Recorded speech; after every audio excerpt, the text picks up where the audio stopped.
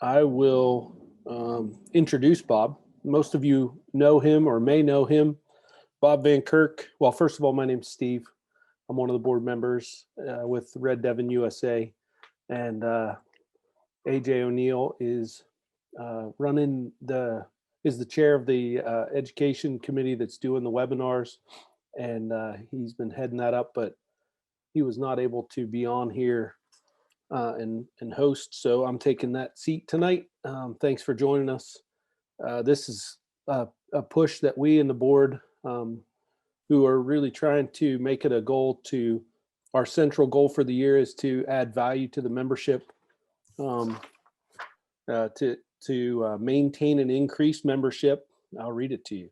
By cultivating active participation, education, and an extreme owner mindset of the breed, by encouraging and appreciating members to do everything that you can do to further the breed. Welcome to Zoom.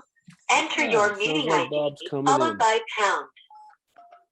Anyway, thanks for joining us. Bob is a good friend. Bob and Diana Van Kirk live in Tyrone, PA, at Four Seasons Farm. Bob runs a herd Enter of your approximately participant 200. ID followed by pound. Otherwise, just press pound to continue. He's trying to get in here with his phone. Bob runs a herd of approximately 200 animals. Entered the meeting as a panelist. 100 registered Attendees Devon. can now hear you speak. This meeting is being recorded. And just today had 3 calves born, bringing his total for this spring so far to 14. 6 of those have been pure Devons, so there'll be 14 calves registered, 6 in the pure Devon side that'll be DNA verified, and then another 8 that will be added to the hybrid registry if everything goes correctly. So Bob will tell us all about that kind of stuff tonight, and looks like it's working. Nice job, Bob. So I'm going to turn it over to Bob, and we'll let him run and get excited about the presentation that he and AJ and Heidi did together. So thanks for your work. Yep. Thanks, Steve. Appreciate the introduction. And we just wanted to, we've got a lot of newer members, and we've got some members that maybe haven't registered animals recently, and things have changed a little bit. But one thing is clear, it's very easy to register cattle, but there is a process to it, and we thought it would be a good idea to go through that. With the invitation, Becky sent out a video, which was a video that me and AJ and Heidi did going through the process and everything except the VGL, the DNA process, but just kind of gave you an idea how it works. And we just thought it'd be useful, but that video will be available, and we'll also add the additional DNA process to that so everyone can have the whole complete story on how to register. So there's the 3 of us. We got started early one morning and we're able to get this knocked out. I'm fortunate to have AJ and Heidi, both Heidi Leitzel and AJ O'Neill, both board members who joined me one day to work some cattle. Here's a list of some of the steps to registering cattle. Number 1, registered cattle need to be tattooed, and you put your farm herd code in the right ear, and the ID for the animal will go in the left ear, which usually matches its tag. And then you place an ear tag in to identify the animal when you're, without having to obviously look at the tattoos. And then you got to pull tail hairs with our registry to verify parentage to register cattle. And we're going to show that process as well. And also I'll show you some slides on how you send that sample in and to get your animal registered. So, I mean, the big thing is getting started is having a supply kit, supplies you need, excuse me. So you need a tattoo kit, an ink. I like to have a bucket of Novacin, which is it's an anti-bacteria, antiviral, and you put some of it in a bucket of water, and between animals, you rinse your tattoo kit off. And that was a recommendation by my vet because some herds may not even know it, or they may have leukosis or other diseases, and that's a good way to stop spreading disease. We always use new needles for every animal. We use new gloves for every cow for a preg check. just to be a precautionary and make sure that we don't ever spread anything. Not that we are concerned that we have it, but we just want to keep it that way. But other things that you need, we like to have a bag to put the tail hairs in so that we can keep track of that. And it's very important to keep good records. And I like myself, I have a journal book and all my records go in that book. That way I don't have loose papers floating around that you can lose. So, I mean, here's just a example of the things that we had laid out. We laid out the numbers and the letters so that we'd be easily able to find them. We got some new ear tags that we can label to match the animal that we want to have. And basically your stuff that you're probably familiar with, but just helps to get it all ready ahead of time. And as I said, the records are so important. And there's the tattoo numbers and letters that we use. We like to use the green ink. I think it shows up better on the animal down the road than the black ink. So that's kind of our preference, is to use the green. And when you do go to register animals, the number is always going to start with the letter for the year. So 2021 will be J, will be the number that they'll start with. So calves born last year, which we were processing, they all start with the letter H. And so it's something to be aware of.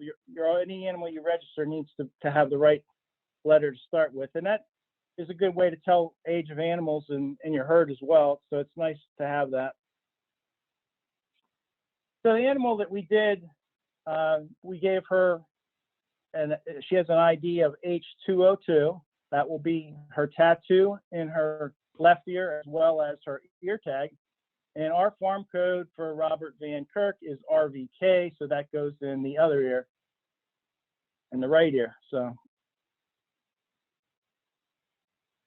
and when you're tattooing, if you look at the ear, really the biggest area of flat is at the top of the ear. That's where we like to do it. So we'll rub some green ink. Well, first we clean the ear, wipe it off, get any oil or wax off of there, and then we'll put some green ink on that top flap. We'll put the tattoo on, you squeeze the number down hard for 3 or 4 seconds. And then when we release it, we put more ink to fill those holes back in. I have seen animals where people tattoo them in the middle of the ear and then they tag them through the middle of the ear. So then you can't read the tattoo. So it makes sense. That seems to be the best spot that I've found, is at the top of the ear there. So you can see that will be, he's on the right, so that would be the RVK, and then the other would be this animal's number. When my calves are born, what I do, and everybody has their own way. Some people do this tattooing process at birth. I tend to do it when they're 3 or 4 months old. It gives me an opportunity to get them in, look them over, weigh them. So when they're born, I put their mother's tag in their ear, whether they're a heifer or a bull, and their date of birth. And that's the way I get started, and that way I can run the whole group together at once and do all the tattooing at the same time. Because when I tattoo, it seems like I get more ink on me than I do on the calves sometimes. So it's kind of nice to do them all at once. So here's this heifer. Her new number will be H202. And I like to put the date of birth on. I usually put the dam's number on the back of the tag just for my reference for down the road. But, and obviously we record all this information. I personally like to, a lot of times I'll start with heifers. I might start at a 200 or whatever number I go with that year, and then I'll start the bulls at a 300. But you can basically use whatever number with the correct year letter that you decide you want to use in your herd. So there's the heifer. She's been tattooed. She's got her new ear tag in. And there is one thing, the Ritchie Tag sells these permanent tags, and actually the letters are engraved. So the tag itself is black with yellow on the outside, so it's engraved. And we've gotten some of these, and they last a very, very long time. And they don't fade, which is nice. And I kind of like, I'm going more and more to these just in my herd that I'm keeping longer term, just because I think it gives a good professional look in your herd. Just wanted to mention that. As far as pulling tail hairs to get your DNA, you get the back of the tail. You want to get 15, 30 hairs. and pull them out. Make sure you get the roots. You can see Heidi doing that. And then when you get into the middle of doing this, you look over to your butcher. AJ's a butcher, and we asked him, where are the beef sticks? I don't know why he forgot to bring them, but he didn't seem like he wanted to share. But AJ does a great job with those beef sticks. So here's what the calves look like afterwards. These have all been processed. So you can see they all got their new tag, their tattoos. We pulled their tail hair, got it all wrote down. And so that's really the first step of what you got to do with the animals outside. You obviously, depending on your schedule, you could be vaccinating, you could be weighing these animals. In case people are not aware, you're actually able to put birth weights, weaning weights, yearling weights all into our system with NCB if you would like to. Also, you can put udder score of the cows in if you do that when you put the birth weights in. And so there's a lot of opportunity to collect data, and you can actually put that data in for steers that you're not going to register, and there's no cost to do that, but it just tracks the progeny of your cows when you do that.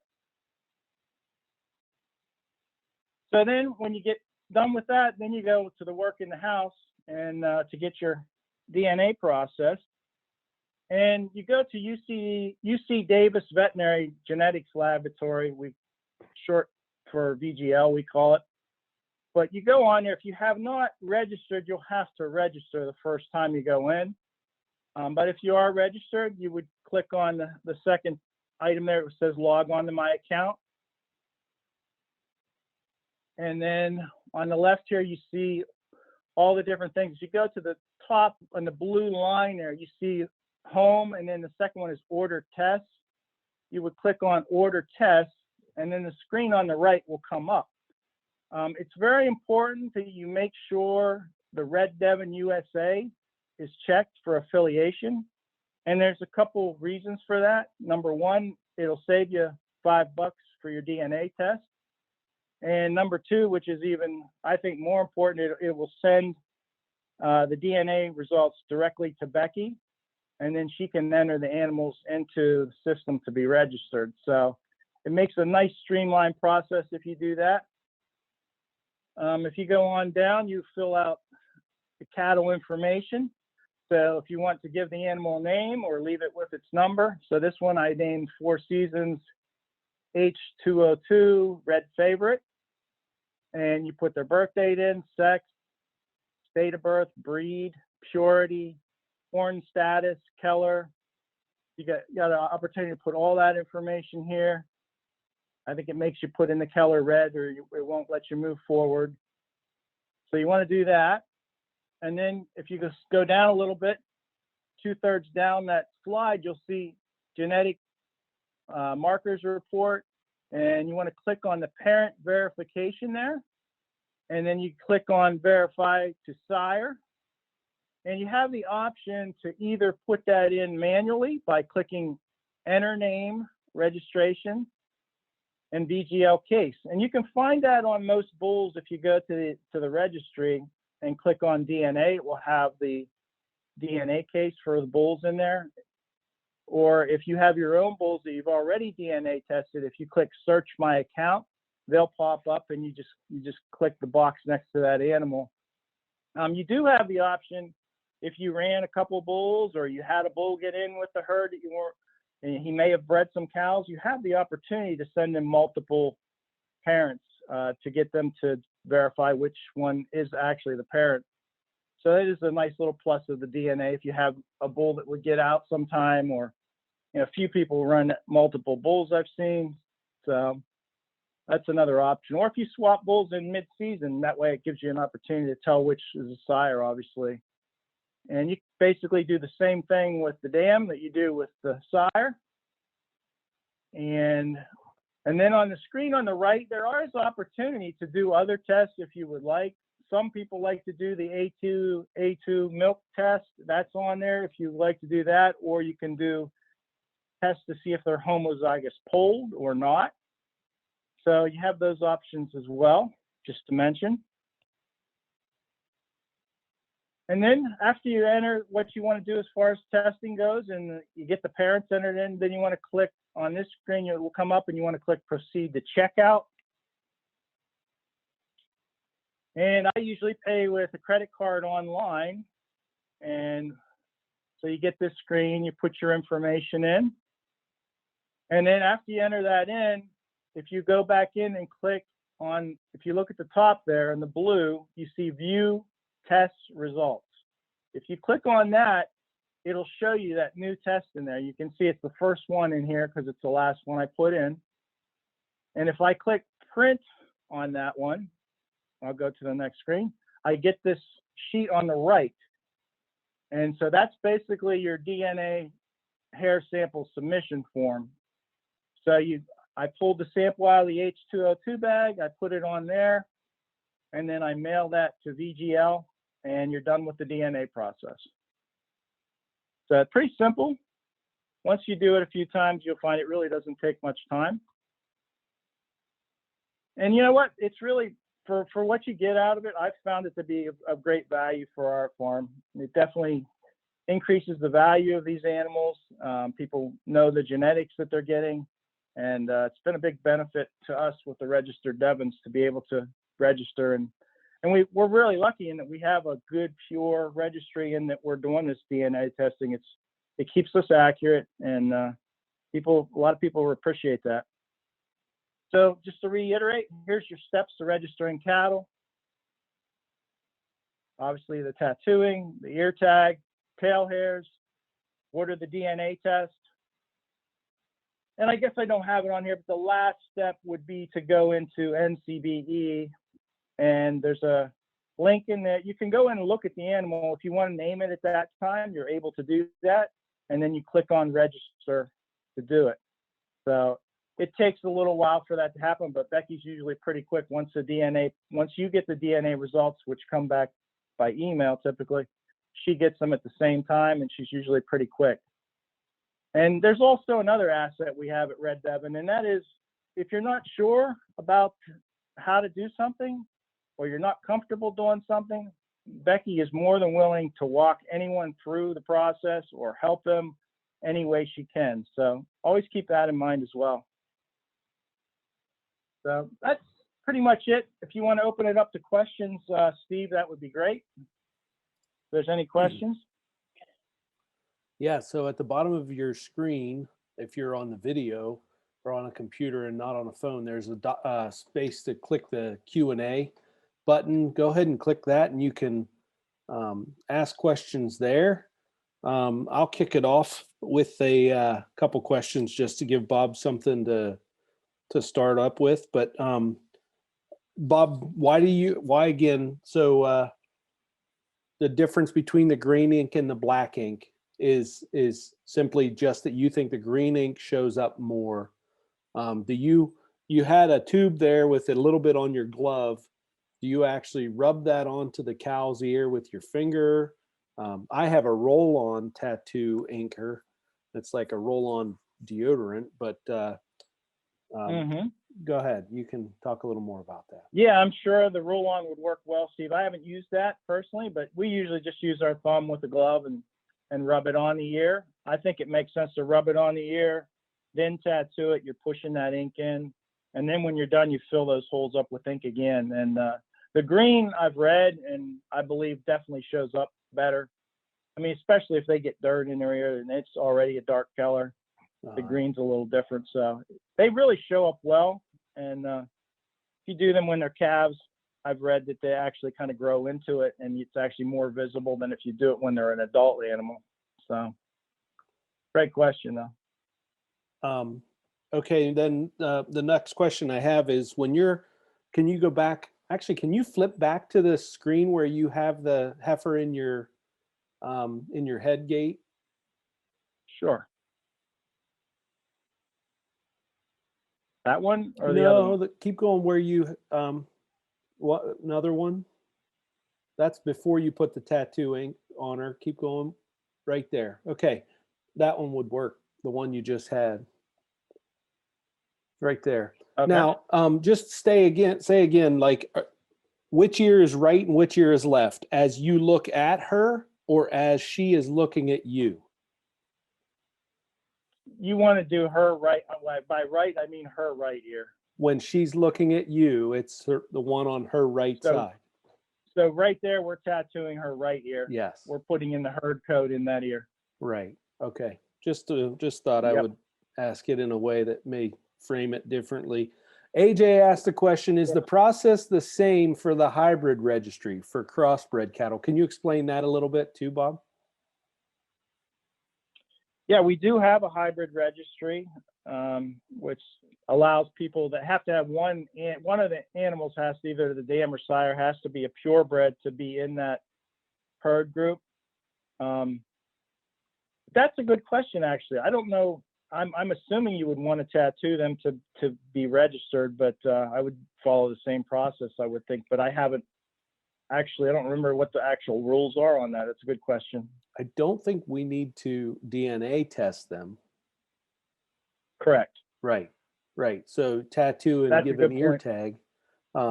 Yeah, I but- would definitely do all that because, sometimes, usually we don't lose ear tags, but when you lose one, it seems like you lose 3 or 4 at the same time. And if you got cows that are similar genetics, they can look very close. So, there's been a couple times the tattoo has answered a question for me. Right. Absolutely.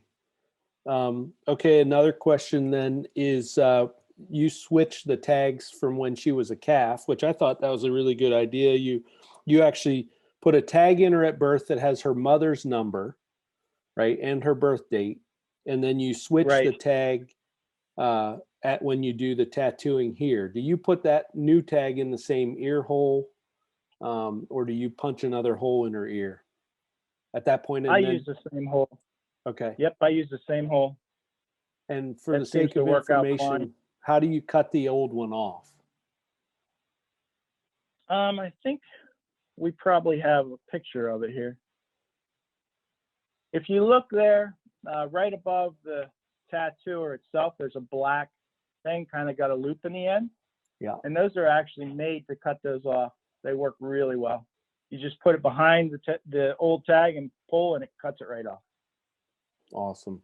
Again, if you have more questions, just push on the Q&A button and feel free to ask them. I'll keep firing questions at Bob here, maybe a couple more. And so you have pink tags laying on the counter here in your on your prep table. Do you choose different colors for different years? What's your rationale for ear tag colors?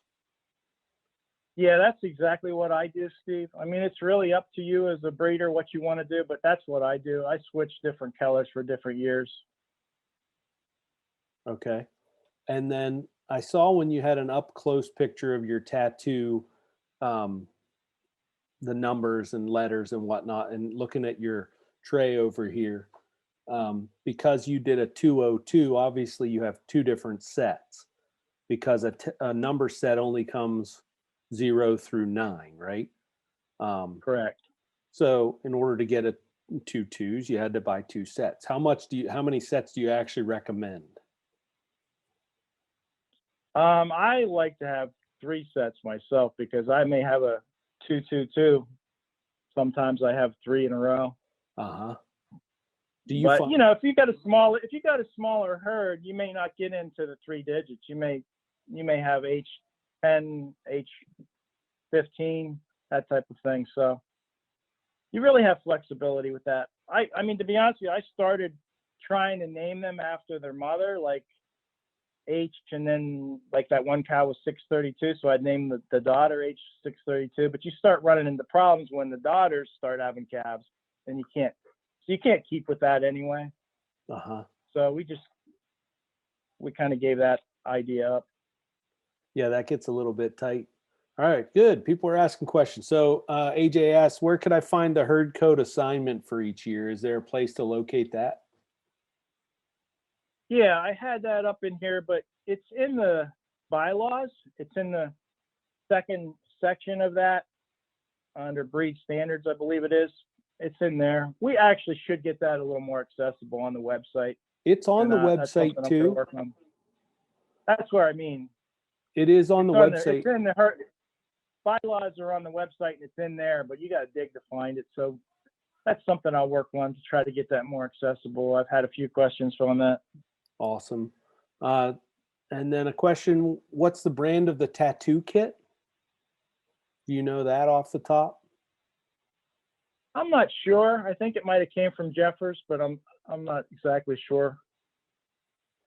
I think you can buy that at Tractor Supply or any farm store. I Yeah, know you can buy they're the out tattoo there. numbers, and they're pretty standard. I mean, there's kind of what they look like. I'm not sure where we pulled that picture up, but they're pretty similar at a Yeah. lot of different places. Hey, now looking at that, when you put those in, obviously you read them on the back side of the things, not on the needles, and put them in. And it's kind of like looking in the mirror when you put them in. You want to explain that quick?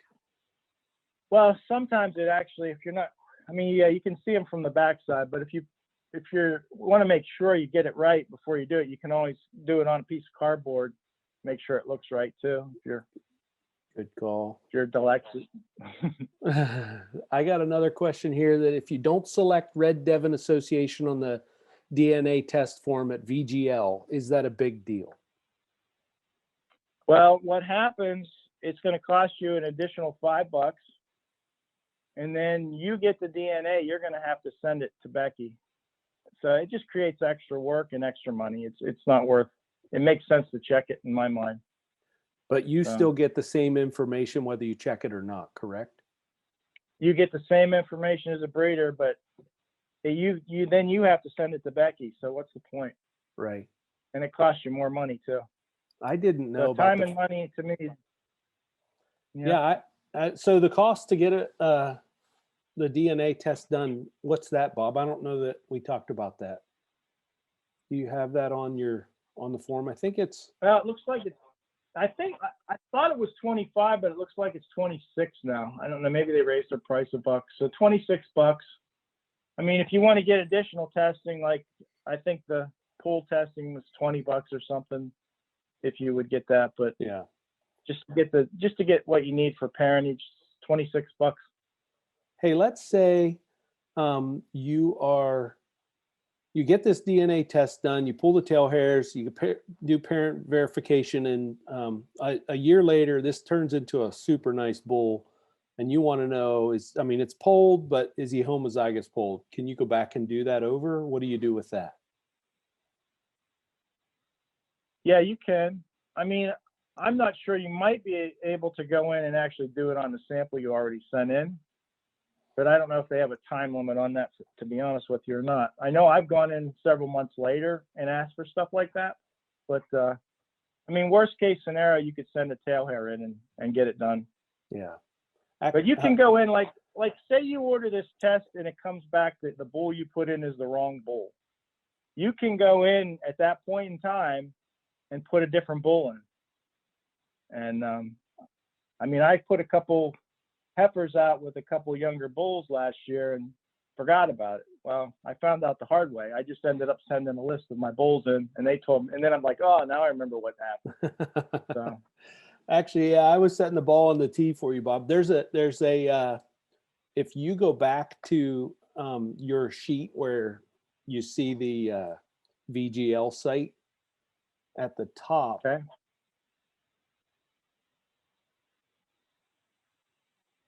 I think it's the other direction. There you go. If you go back, no, go back to the first one. Okay, at the top it says add test to existing sample right under the cat's eyes, or there's a goat up on this little thing over here on the left. It says add test to existing sample, and you can actually click on that and request a separate test. You have to pay for them then, but yeah, and you're right about we've all had to go back and add a bull here or a bull there. All right, another couple questions here. Well, first of all, AJ made a comment that herd code is actually on the RDUSA Facebook for easy reference. So if anybody needs to see that and in future years, I never really figured that out until I'm in the field and realize, oh no, I need to know this. So it's there if you need it. Another question: when completing the VGL paperwork and you purchased bred bull exposed heifers, we should obtain registration numbers from both bulls from the seller breeder to input in the database. I think what's being asked here is if you purchase bred heifers from somebody and they've been exposed to the bull,